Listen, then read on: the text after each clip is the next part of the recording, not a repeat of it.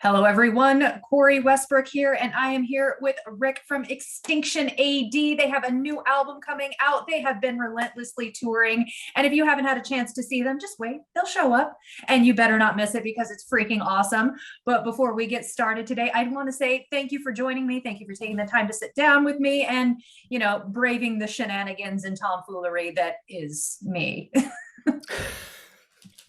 There's so much braving going on lately in everyone's lives, overall and personally. So no problem. True. You can't get much more of a disaster going on anymore, can you?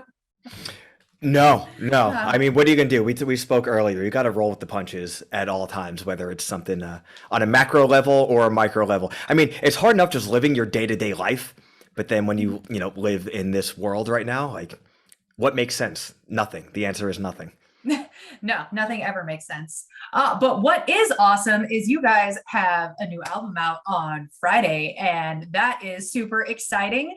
So what are you most looking forward to about Friday, about the release? I've been wanting people to hear these songs for years. Some of these songs are still brand new. Some of these songs we've wrote when we went into the studio, our second pass into this record, because we started recording the record before the pandemic. Not that, I guess. Are we even out of a pandemic yet? I mean, I don't even know how to word it properly. But we started recording the record right before the lockdown. We didn't finish it until, I think 2 days before we left for the November, December tour, or actually maybe before, right after we got back from the November, December tour. Who even knows at this point? But we started writing music for this. Like, we never stopped writing music, even throughout writing and recording past albums, always writing still. Usually we finish a batch of songs and that's going to be the next record, regardless of what's written in between. We didn't do that this time. We wrote and wrote and wrote, so much so that we recorded 10 songs March of 2020. Before we finished up this record, we went back in the studio, scrapped a handful of songs, recorded brand new songs. So hearing some of these brand new songs for us recorded properly is, it's rad. Hearing some of these songs that are kind of older, that have existed in the demo form for like between 2 years, 3 years, some of them like 4.5, 5 years, is so gratifying. But to answer your initial question, getting out and playing the songs live, because we start a tour the day the record comes out, which is good because I don't want to sit home the day the record comes out, like scrolling through the internet. Hey, what did asshole A think about this record? And what did, dickhead B think about this record? Because I mean, all that stuff is well and good. I'm excited that anyone has ever paid any attention to us to come to a show for another band and check us out, that we happen to be playing that show, or even, hey, I have to review this record because it's part of my job. I appreciate all of that. But the goal is for us to record a record and for us to listen to it and be excited, to feel that outlet. And then more importantly, to be able to play those songs live.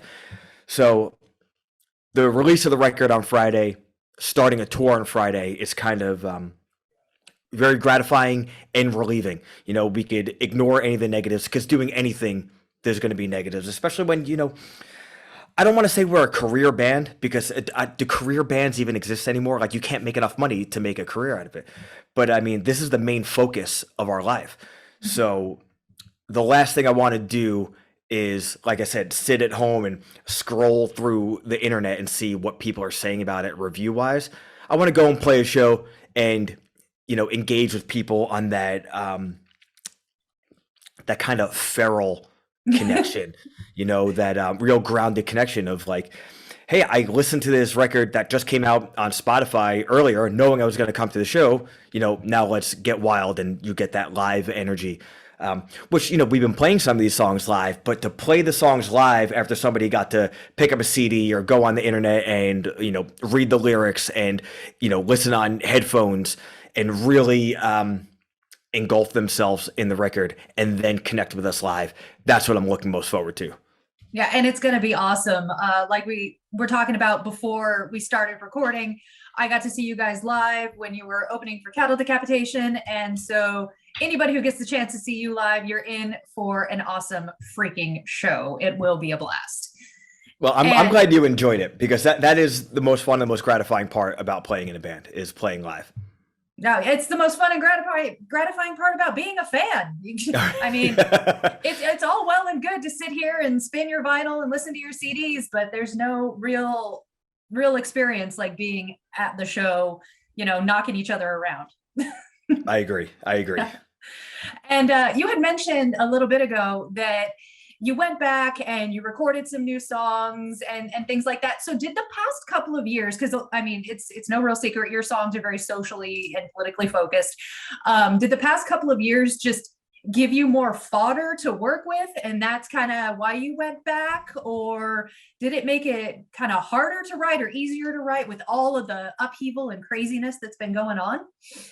You know what? It didn't make it harder or easier. It was kind of a different perspective. Mm-hmm. We're already prior to the global pandemic and shutdown and lockdown. There was already so much wrong in America and the world overall. And the way I view it, our lyrics are my reactions to what's going on. Sometimes I'm preaching, even if I don't intend to, but I'm also not going to shy away from it. It's not my intention to not preach. It's my intention to have an outlet. And this is what I think. And, hopefully it saves me from going crazy. And maybe it'll spark a conversation with somebody else or just help focus somebody else's ideas and make them not go crazy the way other bands have, done for me as a kid and everybody else listening to this, I'm sure. A different perspective, though. And it kind of had a little bit of influence on the songs that we wound up cutting from the initial batch that was to be the record and the songs that were added. And even that different perspective even added. So the song Mastic is, it has its social ties like everything does. But personally, that's a very personal song to me. It's about a very specific time in my life and how certain decisions led me into certain situations and how I dealt with that. And for those that don't know, Mastic is a city or a town on Long Island in New York. A very different type of area. If you understand, you understand. If you don't, it doesn't matter to going into the details of it. You could read the lyrics and kind of get the impression of what I'm going for. But even so much so that's a song I've been wanting to write and kind of shied away from it. And then it almost seemed like after the lockdown was lifted, some of the stuff I had written prior wound up becoming too on the nose, where it was almost like I already hammered in on this topic with, for instance, the song 13. There was another song that got cut that I'd like to release at some point or another, but for the album, I was okay with cutting, called Whose World Is This? And the themes were very similar. And there was straight up an experience. So, of course, there was no touring during the lockdown. I was doing my day job and I'm driving around, I'm delivering packages, and I'm listening to the demos of our album. And the song had hit me in a different way, not just musically, but lyrically. Because in the beginning of the lockdown, all over the place, but especially there was tons of protests and demonstrations on Long Island that were very race related. Because it's crazy. You think like, hey, race relations and a pandemic, what the fuck do they have to do with each other? But, lots of things brought, especially because the internet and social media, people love to expose themselves as far as, people want that outlet of here's my opinion. But while doing that, people say some stuff that like, you know what? They probably should regret it. I'm glad they do it because you're exposing yourself. You're exposing your thoughts, especially when it comes to race relations. In New York, we think we're so enlightened. And then you realize, we're just as behind the times as everybody else. Like there are racists living next door to me. And there's a whole group of people, doing like a quote unquote anti-protesting, which is like anti-protesting. People are marching and getting together for a reason, for unity, and you're going out there in your gas guzzling pickup truck yelling racial slurs. Like that's not an anti-protest. Like you're exposing yourself.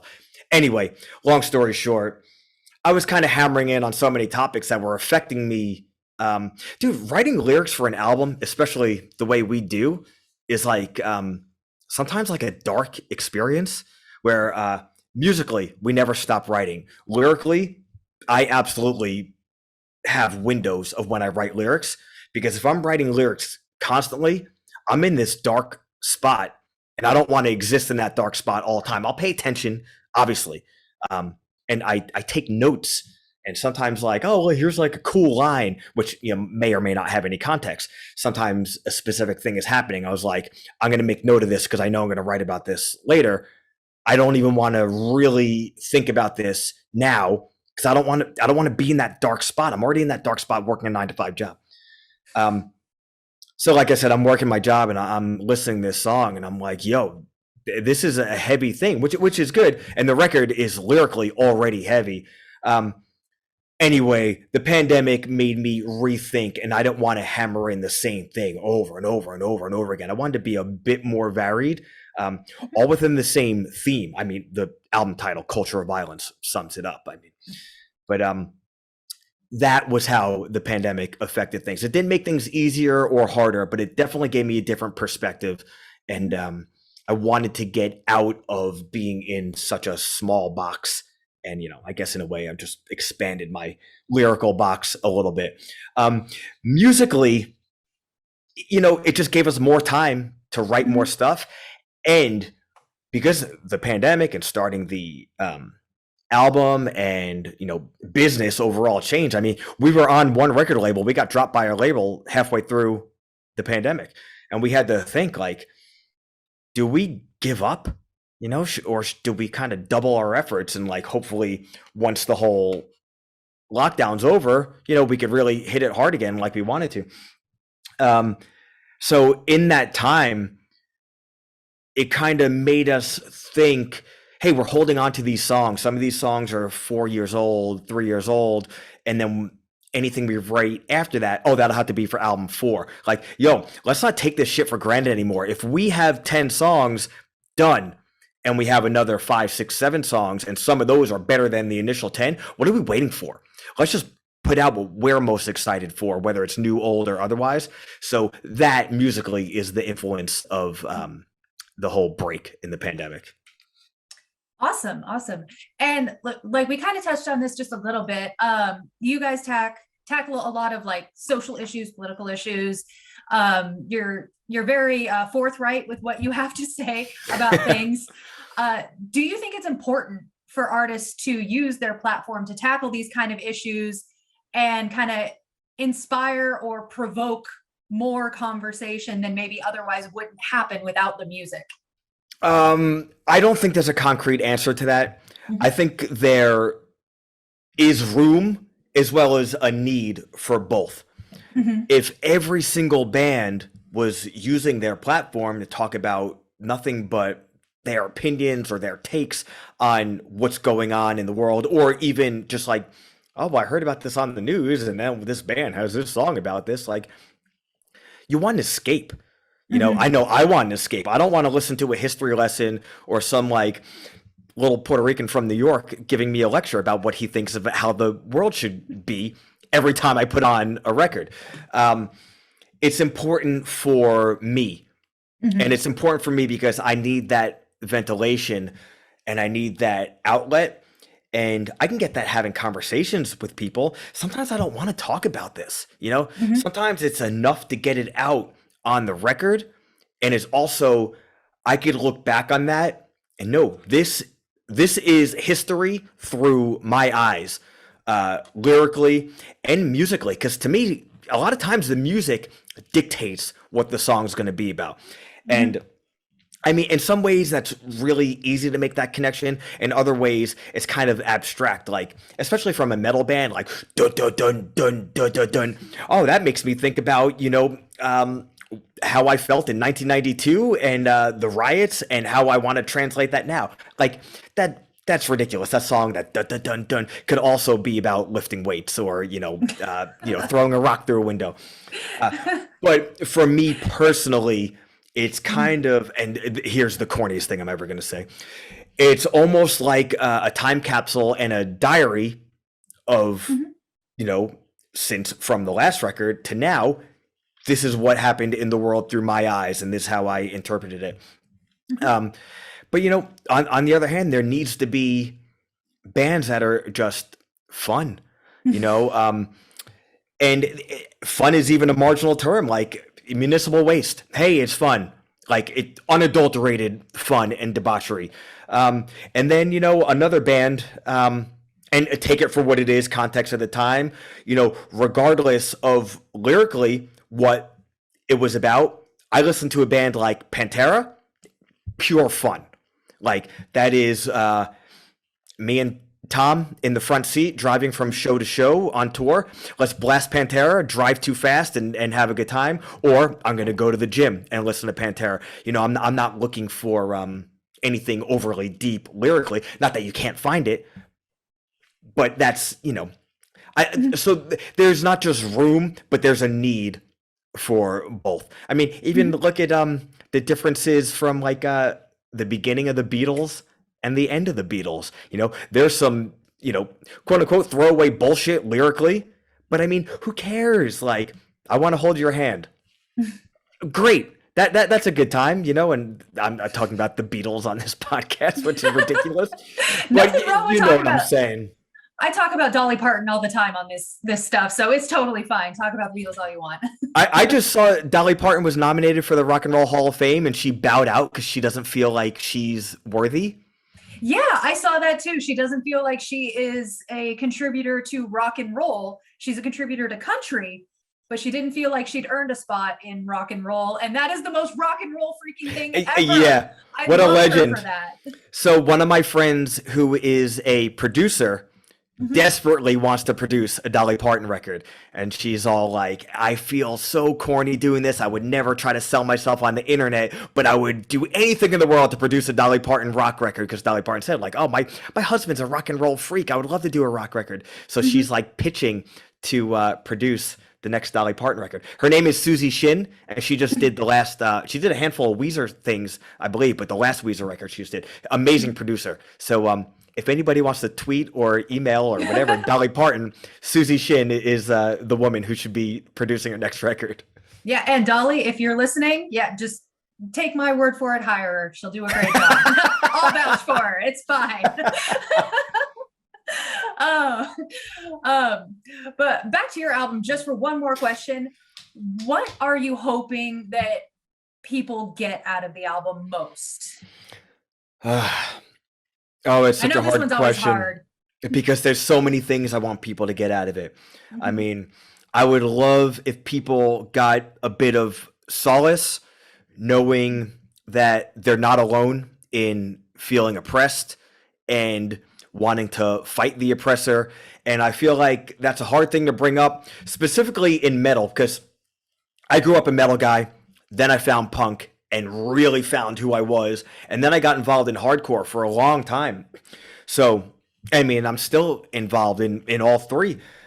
Uh, Punk and hardcore, we tend to, whether we are or not, we tend to feel like we're more enlightened, and it's about forming a bigger army, and it's about unity and breaking down racial barricades and gender stereotypes and being inclusive and being open to possibilities and just lifestyles and stuff. And I want metal to be that also. And I feel like it's one half of it very much is going that direction. And it's great because metal and punk and hardcore are like the three loves of my life that aren't professional wrestling. I want it to be a big family. On the other hand, we have a very large sect of metalheads that are kind of almost more in this conservative realm. And I hate to use words like conservative because then it makes you think of like politics and like Republican versus Democrat and this two-party rivalry, which is just like the biggest farce in the history of mankind aside from, you know, money. um and it's not about um Republican and Democrat and this kind of pick your team, and then whatever they do is good and whatever the other team does is bad, as if it's like sports and stuff. It's not sports. I want all of us to be kind of enlightened and inclusive and listen to what other people have to say and acknowledge the way other people live. And I don't even want to say, oh, and just respect how other people live, because sometimes the way people live isn't respectful. Living as a closed-minded racist, making judgments through stereotypes, living believing and following blindly what is being told to you by a politician, right, left, center, otherwise, a career politician. Like, has nobody watched Star Wars? Like, come on, man. And this is how democracy dies, with laws. Yeah. Exactly. I'm a huge Star Wars nerd, so I could talk about that for like 15 years. Don't even get me started. Can you see my Tatooine flag here? But I mean, on the other hand, you know what I would love for someone to get out of this record? Despite our lyrical content, we all have to, or I would hope everybody would listen to it and process it, and then realize, okay, now let's go to a show and just have a good time, because we have to deal with this. Like, we have to deal with the way the world is. And I used to, like, when I would talk to people, I'd be like, in America, dude, now it's America, Canada, Europe, UK, Australia. We're all going through the same shit, just with different figureheads that we're fighting against or fighting for or whatever. Same shit, different accents. Oh, exactly. Exactly. We all have to deal with that with our day-to-day life. And you could, I like to think of when I was a kid and I would put on my headphones and listen to the bands that were so important to me, or still important to me, bands like the Dead Kennedys and Minor Threat and Metallica and Slayer and Biohazard. And I would listen to these bands on my headphones on the bus to school, and like walking through the halls or walking home or whatever, and you're just kind of in this rage and you're processing all this stuff. But when I got to go see the bands that still existed, at least that I could go see, that rage was so focused that by the time I got to let loose at the show, it wasn't, oh, I'm gonna punch this guy in the name of my frustration. It was, let's all have a good time, because within these four walls at this show, nothing else exists anymore. Let's just have a good time, have this release in a positive way, jump on someone's back and, grab the mic, or, I'm stuck behind the microphone stand because I play guitar, but, jump on your friend and sing those lyrics back at me and run around in a circle because it's a good time, and, mosh in any way that you feel fit. I know in metal, a lot of people are like, don't mosh like hardcore kids mosh. And, the hardcore crowd doesn't want, to do punks pogoing. Do it all. Anything, any physical release that you want to have, so long as you're not being an asshole to somebody else who doesn't deserve it. Good clarification. Let's have that primal connection. I hope that this record would be the fuel that someone could have that exact experience, really let the music and the lyrics sink in, and then come to a show and, have this primal experience, and then make friends, and then maybe start a band. And then, because I say this every single night when there's local bands playing, and I don't say it because it's pandering. I say it because I feel like I am the local band, no matter where I play. And I don't mean that in a derogatory term. It's just kind of like, the local bands are the important bands, even when there's a tour package coming through, because that tour package can only come through because those local bands are making a scene. Now, that scene in every area is so important, because, all right, you could have like bigger bands like Cattle Decapitation or Exhorter or, Metallica can go and play anywhere and people are going to show up, but you want to build a scene in every area. So not that you want the national bands to come through, but you don't need those national bands to come through. That's where the real energy is. So I would love to be, a spoke in the wheel that inspires through that whole journey I just told you before, other people to have that experience and then want to start their own band and want to get involved and help out younger bands and this cycle. That's another thing that, I experienced and find so important through punk and through hardcore that was never as prevalent in metal. And I want it to be. I don't want every metal band that exists to be to exist for the sole purpose of becoming the biggest band in the entire world. I think that's a great thing to want to be. I mean, hey, I want to be in the biggest band in the entire world. But I also, what's more important than me to being the biggest band in the entire world? Being able to go and play in front of a handful of kids in every area and play with other local bands that are excited, that are doing it for the right reason, and that have that primal connection. I'll play in front of 50 kids that are savage every night over playing in front of 4,500 kids where there's a lot of people here. Some of them, are, kind of having a good time, but they're just kind of, they're just there because they're at the show. And if that's, I can't even prove that statement more than by if somebody got a screen cap of my bank account.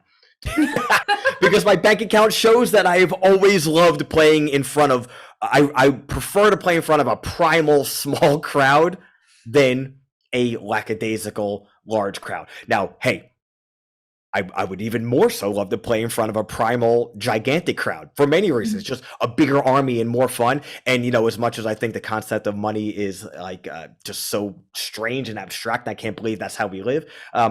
It is how we live, and I also would like to have some of that money because I'm sick of being broke as hell and not knowing where my next meal is coming from. Well, hey, you got to do what you got to do, right? Yeah. And so we've talked a lot about shows and your favorite parts of shows. What is the craziest thing that has happened to you during either on tour or during one of the shows that you've done? Oh man. Well, we started this thing on this past tour.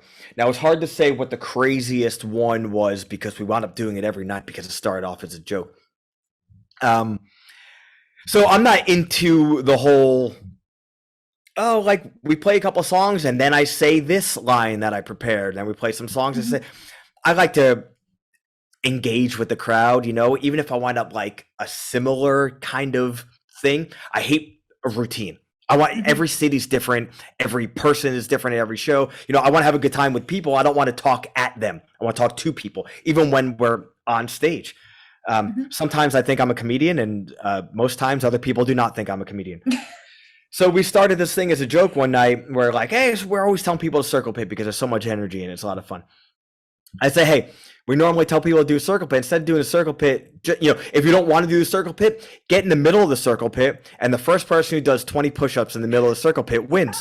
I remember that. It was a girl that actually did the first 20 at the show in Portland.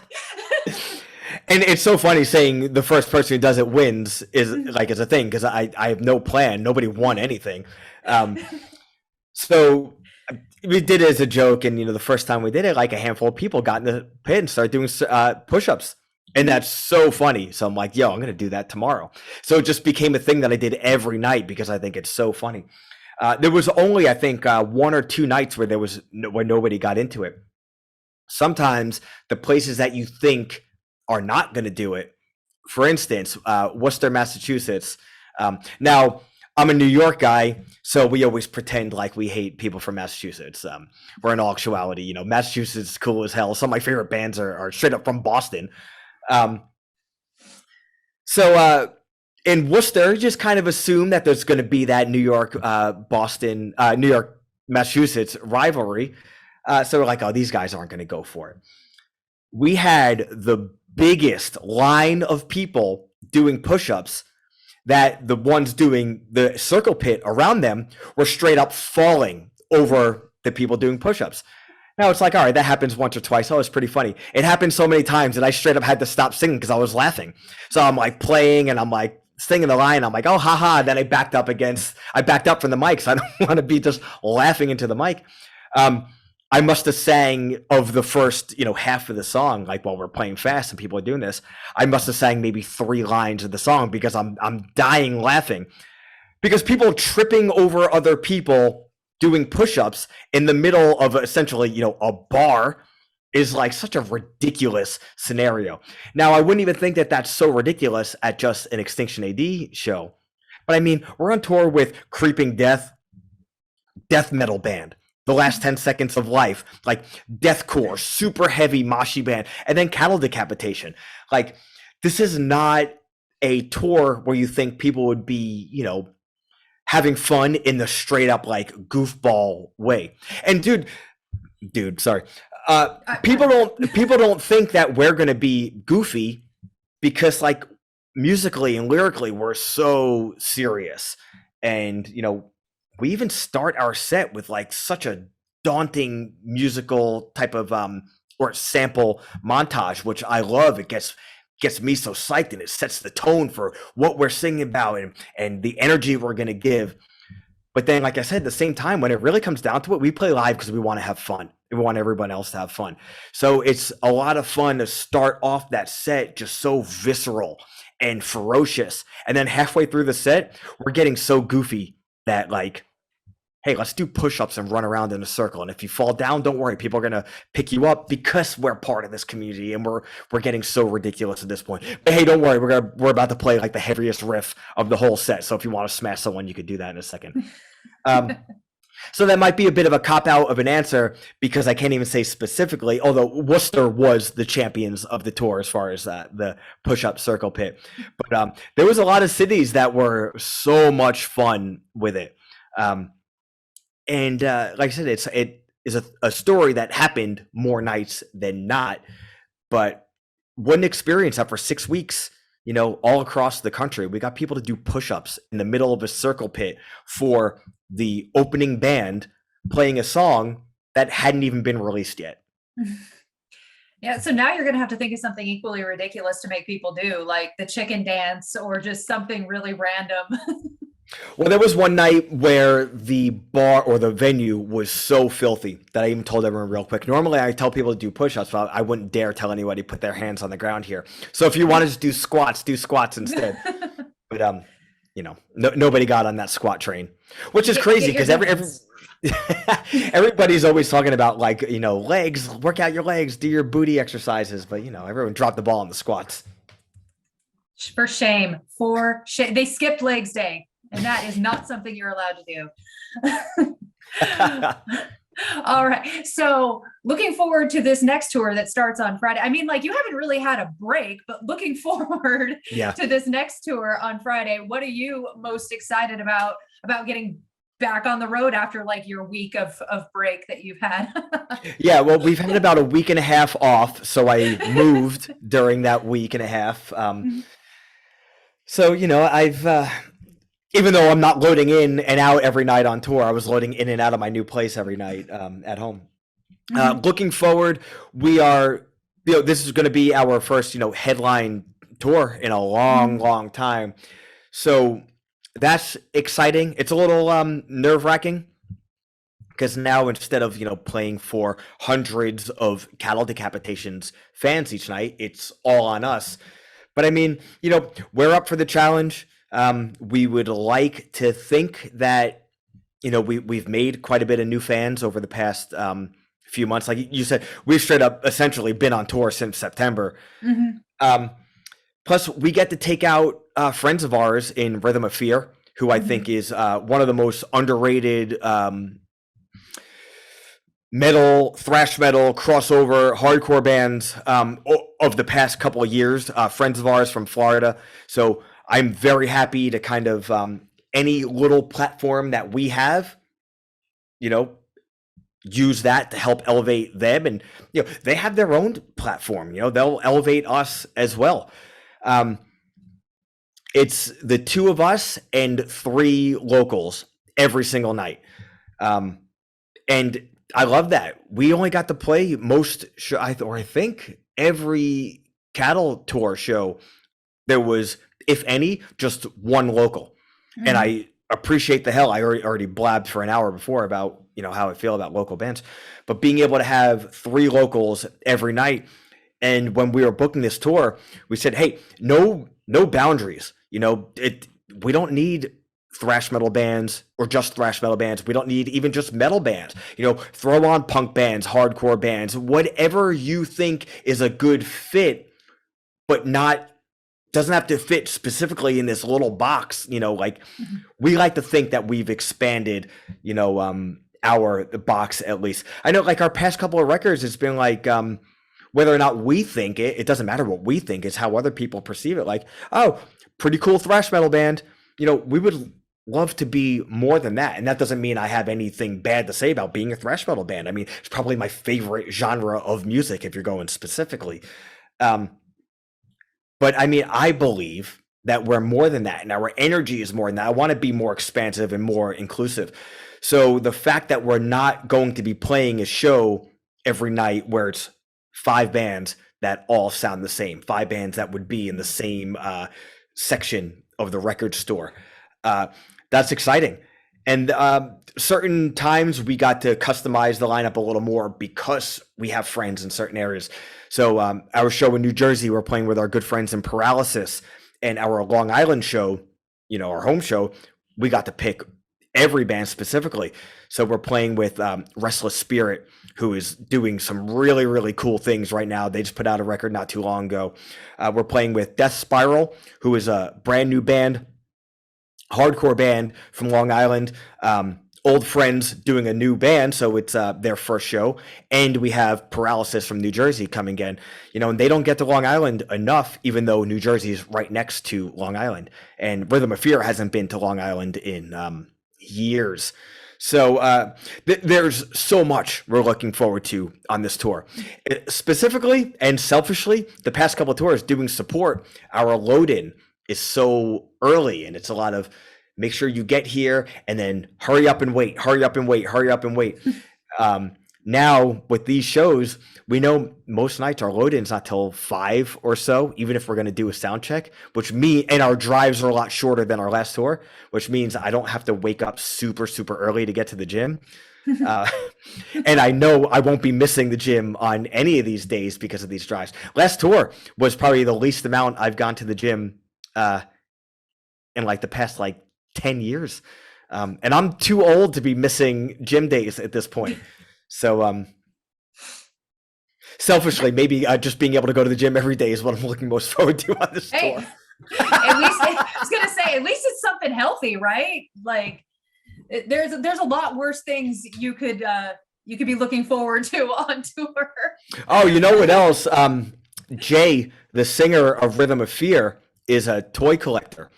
And he had posted something on his Instagram, his story that he would, I look at this, and I was like, this dude showing pictures of toys. So I texted him. I was like, yo, is this like a thing? Like, you're like a toy guy? He's like, oh, dude, I just love like this line and this line and this line. I was like, yo, I am a huge wrestling fan, and I am been trying to complete this toy collection and this toy collection for years, but the thing is, I won't spend a lot of money on toys. I'm cheap as hell, even if I am like collecting things. So he's like, yo, I have a bunch of spots lined up of just kind of like flea markets and like antique shops, and that's where you get the steals, people selling like a $50 toy that they don't know is worth that for like $6. I was like, dude, we could do this all tour. He's like, all right. That is the most adorable thing ever, and I love it. Yeah, 2 grown Hispanic men traveling the Northeast looking for toys. Hey, you know what? Again, you could be doing a lot worse. We should film it. It sounds like a reality TV show. Yeah, dude, seriously, film that, document it, put it in like your Instagram reels. I would watch that shit because it's probably hilarious. We'll make sure we do that. All right. So I just have one last question for you. And it is the single most important question you will ever be asked in an interview. The one that separates the boys from the men. Okay. What is your favorite dinosaur?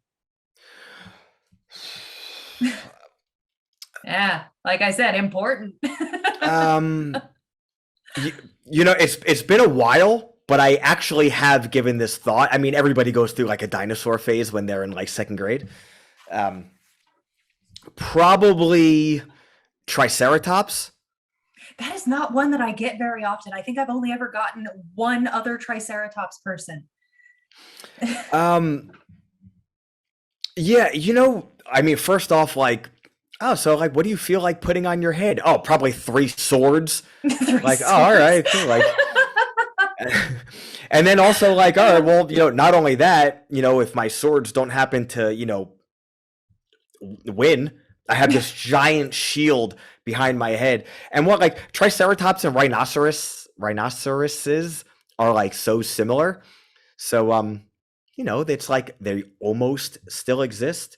I mean, no, I'm gonna say I guess this doesn't count. I know it absolutely doesn't count, but I really, really loved Dragon Zord from like the first season of Power Rangers.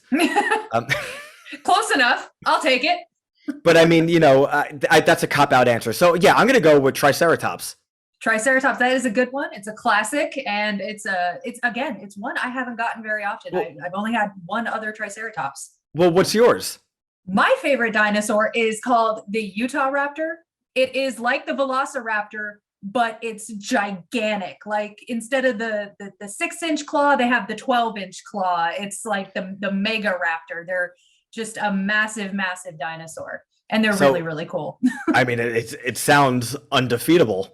It pretty much, yeah. If you like face to face with one, I know damn well I would die trying to pet it. So I would just accept my fate and go out trying to pet the fucking thing. Well, you never know though, because you said you watched Star Wars. Boba Fett is good, and so is Mando at taming all these animals. You might be that Mando. Hey, I mean, if it works for Chris Pratt, there is no reason why I cannot tame a raptor. I have faith in you. Well, I'll do my best once they start, releasing the genetically engineered dinosaurs. I will do my best to bond with them. And I'll bring you a Triceratops to a show. I'd appreciate it. I mean, it seems like it's going to happen. And same thing. It makes about as much sense as anything else. I mean, why not? A couple of years ago when that theory, I guess the theory came out because it's like, hey, they're rebooting Jurassic Park. Like, oh man, they should really never actually do that. And now, a couple months ago when they found out they might be able to actually clone a dinosaur, like, just go for it. Like, we could take our chance at this point. What's the worst that could happen? Exactly. It's like all those people who keep advancing AI and all that stuff. It's like, have you never seen Terminator? We know how this is going to end. Do you have Stop and Shop, the supermarket by you?